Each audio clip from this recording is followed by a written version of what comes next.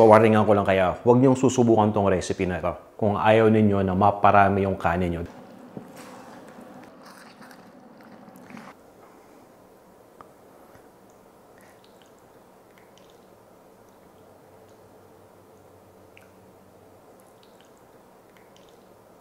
Guys, welcome sa Panlasang Pinoy. Para sa ating episode, magluluto tayo ng Japanese beef curry. Ito yung sweet na at savory pa. Ibig sabihin, malasang malasa. At higit sa lahat, napaka-comforting nito. Parang tipong may umayakap lang sa'yo. Tag-ulan man o tag-init, talaga namang damang-damo mo yung sarap. Wagi, di ba? At ang kagandaan pa dito, gumagamit tayo ng beef brisket. Ito yung pang shabu-shabu, yung pang Korean beef. Para hindi na tayo kailangan maghiwa pa ng maninipis dahil ready na to at sigurado kang melt in your mouth. Kaya naman mas ma-enjoy mo ang pagkain. Kaya naman huwag na nating patagalin pa. I-prepare na natin yung mga ingredients na gagamitin natin para dito sa ating Japanese beef curry. Pag sinabing Japanese beef curry, gumagamit tayo dito ng carrot. So yung carrot na gamit ko, ito yung maninipis kaya 3 peraso. Pero kung yung carrot na gagamitin ninyo ay yung medyo malapad, kahit 2, okay na yan. So as usual, babalatan lang muna natin ito. So gamit kayo ng vegetable peeler para mas mabilis. May mga nagko-comment minsan, bakit daw kailangan pang ang pagpil papunta dito sa akin yung motion, ano, pag ganito. Pwede naman doon na paganyan. Kasi di ba yung iba sanay na paganyan? Well, kung saan man kayo sanay, yun lang yung masasabi ko, yun yung gawin ninyo. Hindi nyo naman kailangan gawin yung ginagawa ko eh. Ako kasi mas komportable ako kapag medyo may konting motion na papasok dito. Yung carrot, no, yung pagbalat. Sa carrot man o sa patatas. So, okay na itong carrot ha, nabalatan na natin. Ang ginagawa ko dyan ay tinatapyas ko lang yung mga dulo. Tapos nga, niro-roll cut ko na to. So, pag niro-roll cut natin, ibig sabihin, hihiwain lang natin ng maliliit. Tapos, i-roll natin pa ganyan. So, literal na roll cut. Bawat roll, i-cut ninyo. And applicable din na to sa malaking peraso ha. Mamaya, papakita ko sa inyo kung anong gagawin kung medyo malaki. Ideally, ganito kalaki yung gusto nating hiwa no, pagdating sa carrot. So, once na pumupunta na tayo dun sa dulo, palapad na yan, diba? So, kapag medyo malapad na yung carrot ninyo, so yung angle, lilitan lang ninyo para maging kapareho pa rin ng size yung hiwa dun sa mga nauna. Gusto kasi natin dito, pantay yung mga sizes. Ayan. So, para sa akin, sakto lang yung ganitong hiwa. So, nasa sa inyo naman to eh. Kung gusto niyo lakihan yung hiwa sa carrots, okay din yan. So, itutuloy ko lang yung paghiwa dito eh.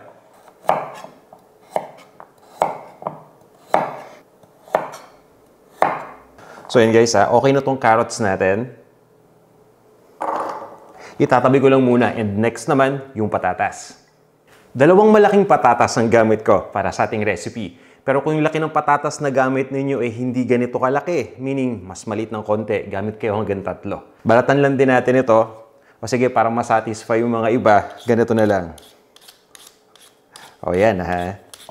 Tapos nga pala, yung balat ng patatas, pati yung balat na rin ng carrots, no, ang ginagawa ko dyan, kasi meron ako ditong maliit na garden, kino-compost ko yan. So pinagsasama-sama ko lang lahat. Actually, nandito na nga, oh. May bowl na ako dito na pinaglalagyan. Yan, pinagsasama ko lang yan, tapos hinahalo ko lang yan sa lupa. Magandang patabayan sa halaman, lalong-lalo na sa mga gulay. Pagdating naman sa paghiwa ng patatas, halos ipapareho din natin dun sa laki ng carrot. Yun nga lang, lalakihan ko lang to ng konti. Ang tendency kasi kapag yung patatas, lilitan natin ang hiwa. Kapag naluto, lalong-lalo na kapag na-overcook natin, nagiging starchy ito, no? So, kumbaga lumiliit. Natatakot lang ako minsan kasi baka naman madurog ka agad.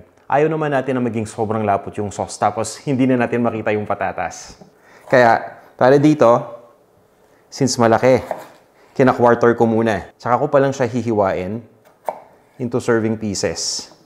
Yan. Diba? Obviously, mas malaki siya dun sa hiwa natin sa carrot.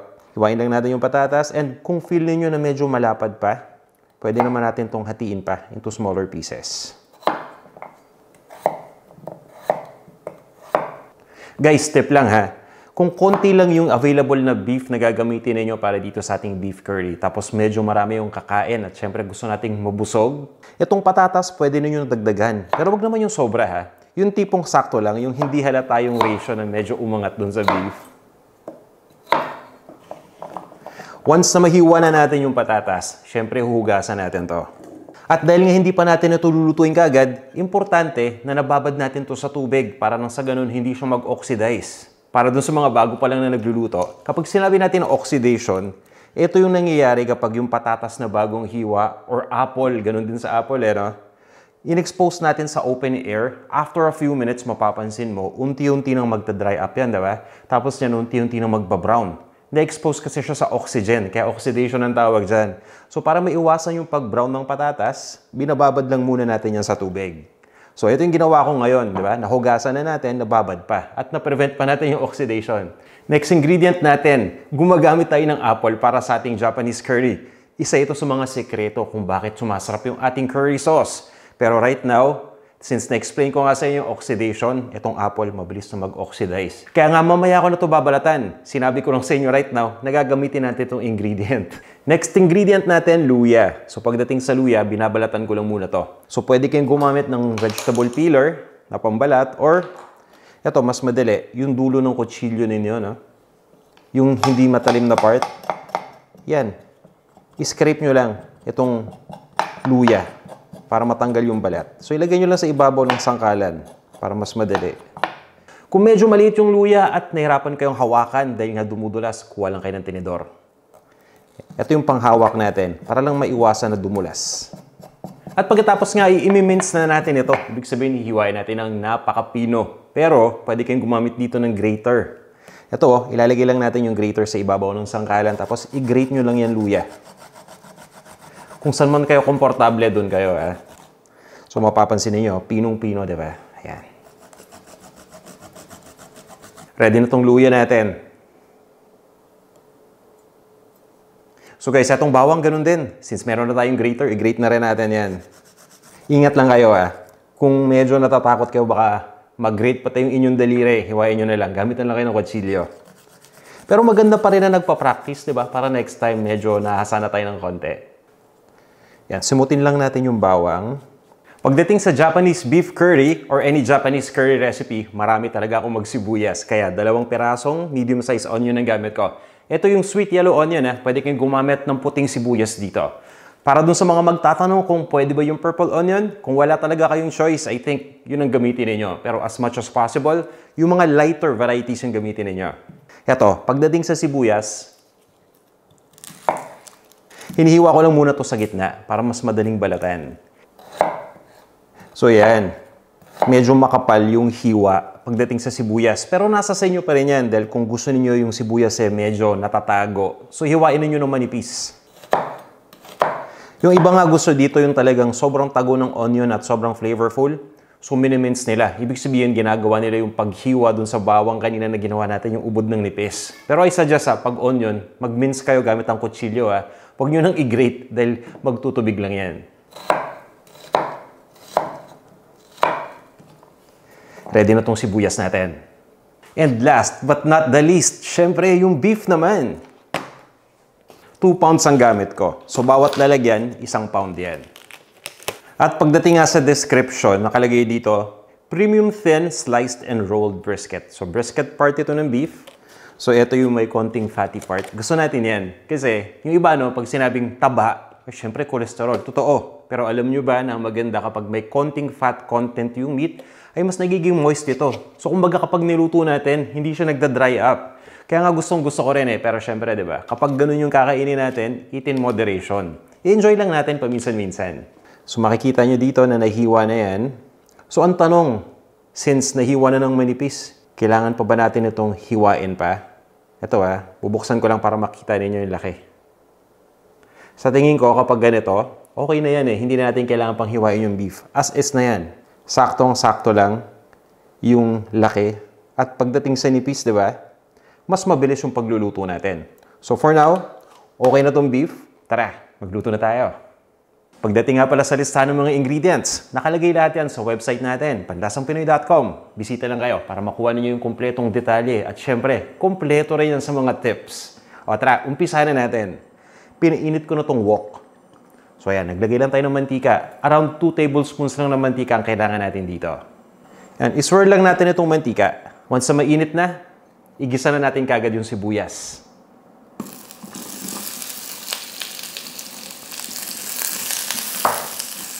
Ang gusto ko dito, pagdating sa beef curry, yung sibuyas, talagang kinakaramelize. Ibig sabihin yan, ginigisa ko to hanggang sa lumambot at malalaman nga pala ninyo na medyo malambot na yung sibuyas, mag-uumpisa yan kapag naghihiwalay na yung layers nito.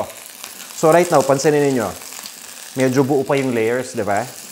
At para dun sa mga bago pa lang na nagluluto, kapag nagigisa kayo, importante na halu-haluin ninyo yan. Dahil kung hindi, masusunog lang yung nasa ilalim na part o yung nasa bottom ng pan.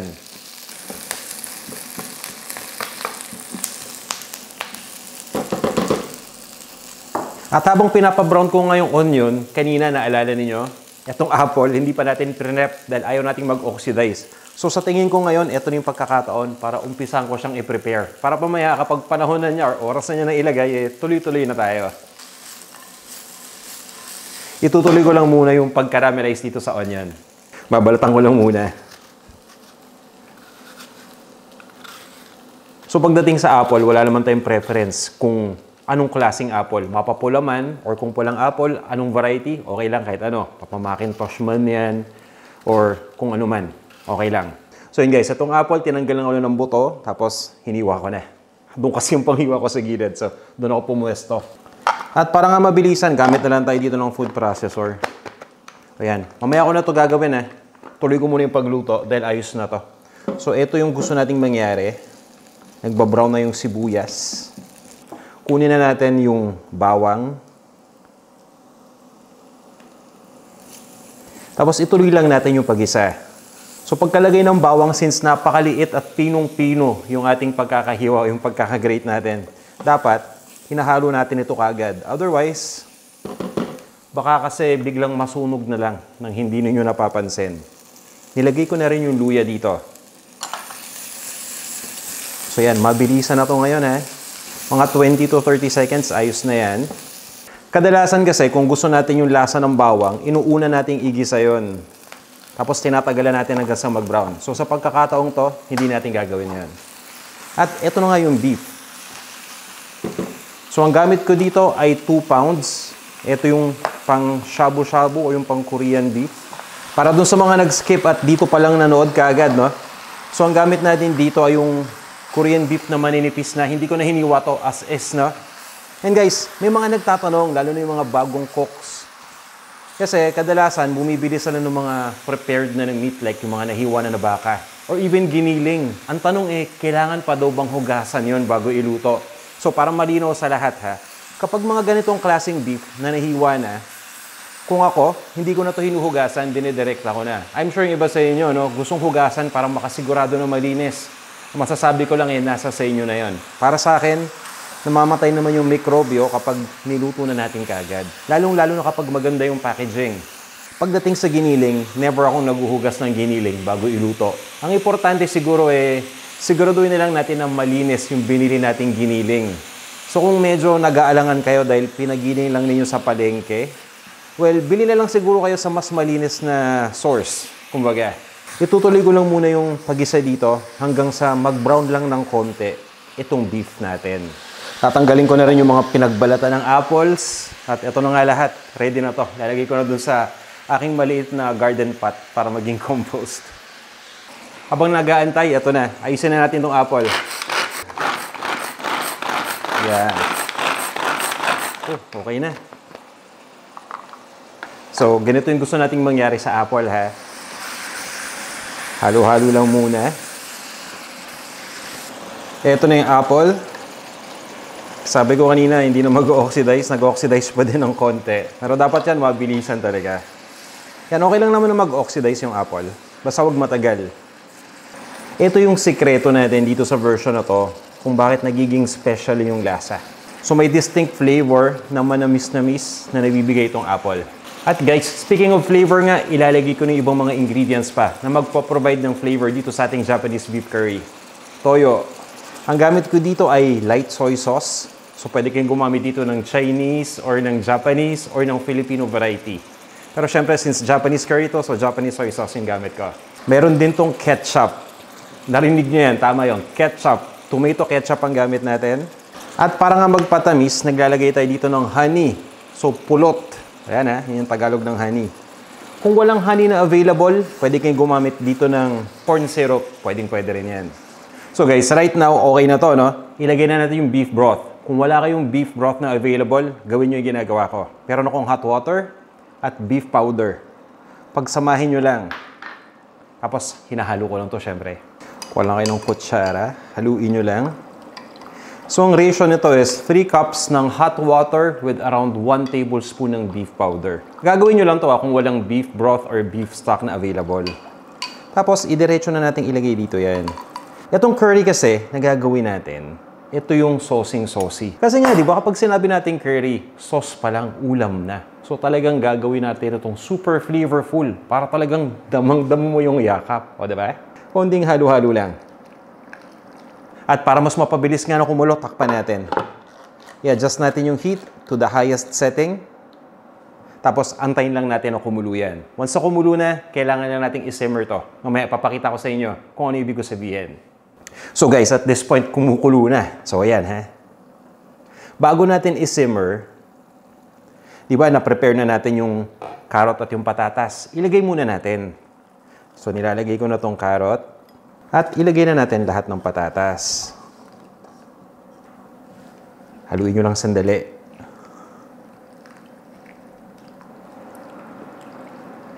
Ngayon naman, tatakpan ko lang itong lutuan, ha? I-adjust ko lang itong heat to a simmer. So, hihinaan ko lang. Para dun sa mga bago pa lang sa pagluluto, pag sinabi nating simmer, hinihinaan lang natin yung apoy ng ating stove or ng cooktop natin to the lowest setting. At doon nga natin niluluto itong ating Japanese beef curry, for example, ng dahan-dahan. Ang difference kasi kapag sinesimmer natin versus high heat, mas nare-release yung flavor sa mga ingredients. So, mas makukuha ninyo yung optimum flavor kumpara dun sa mabilisang luto ng malakas yung apoy. Yun nga lang, ang magiging repercussion nun would be may konti lang na time na kakainin. Ibig sabihin, kapag sinimmer natin, medyo matatagalan lang yung pagluto. Pero since maninipis na nga yung hiwa ng baka dito, hindi naman ganun katagal. So for now, kailangan lang natin itong lutuin for about 10 to 12 minutes lang. Nakasimmer lang yan ng ganun. As compared to naka-high heat ka ng mga 8 minutes, okay na. So konting difference lang naman. So yan, for now, 10 to 12 minutes, saktong-sakto yan. Meron akong enough time para hugasan muna itong ginamit natin kanina.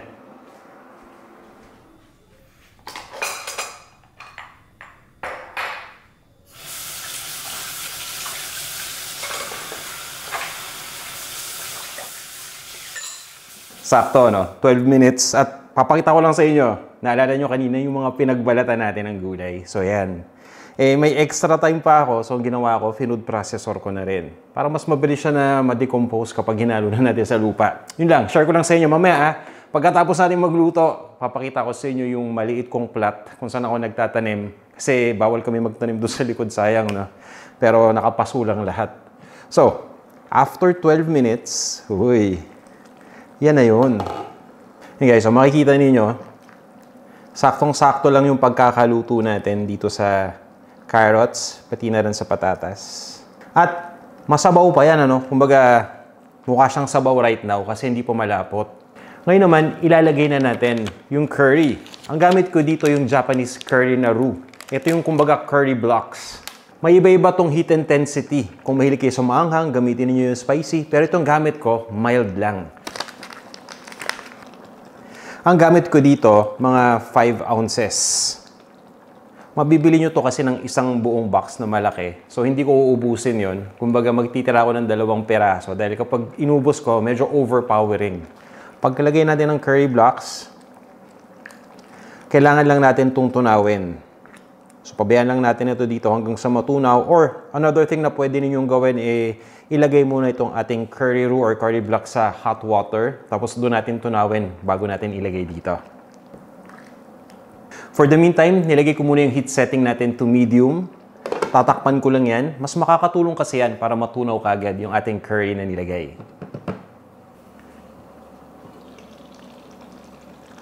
So guys, at this point, mukhang okay na to. So, napansin niyo, no? Unti-unti nang lumapot yung sauce ng ating beef curry. Haluin lang natin. Bago natin lagyan ng asin at paminta, tikman nyo muna yung sauce. Kuha lang kayo ng kutsara. Malinis na kutsara, ha? At isa pang tip, and request na rin actually. Kapag tinikman ninyo at ginamit ninyo yung malinis na kutsara, Pagkatikim, guys, huwag nyo nang titikman uli gamit yung same na kutsara. Para naman at least hindi ma-contaminate. Kung gusto nyo tikman, kuha kayo ng sandok. Huwag nyo titikman sa sandok ha. Ilagay nyo lang dun sa kutsara yung sauce. Tapos, yun nga, saka nyo titikman. Para at least iba malinis tayo lagi. At dito nga natin malalaman kung anong adjustment may pwede natin ilagay. Para sa akin, saktong-sakto lang yung lasa ng curry dito. Kulang lang ng konting alat at ng paminta. So, kuha tayo ng asin. At ng paminta. At dahil nga mild itong ginamit natin ng curry, no? So napaka-mild ng flavor. Kung gusto ninyong paanghangin, I suggest na gawin nyo na lang yan kapag nalagay nyo na yung curry dun sa plato ninyo at kakainin nyo na.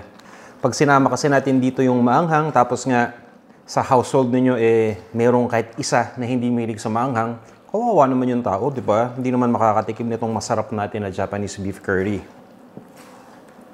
Or kung gusto niyo magluto lang kayo para sa sarili niyo kung may kayo sa maanghang. So yan, ready na to, no? Basta importante nakapagsaing na kayo, ha? Dahil ililipat ko na to sa isang serving bowl. Tapos, i-serve na natin.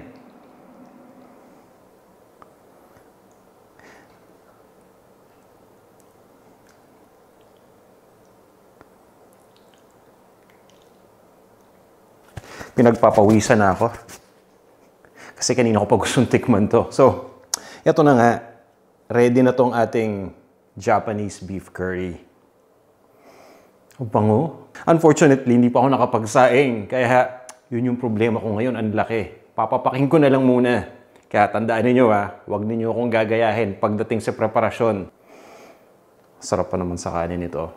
Tikman na natin Kuha lang tayo ng maliit na lalagyan. Kasi, kapag malaki yung lalagyan ko, sigurado, ubos na ubos yan.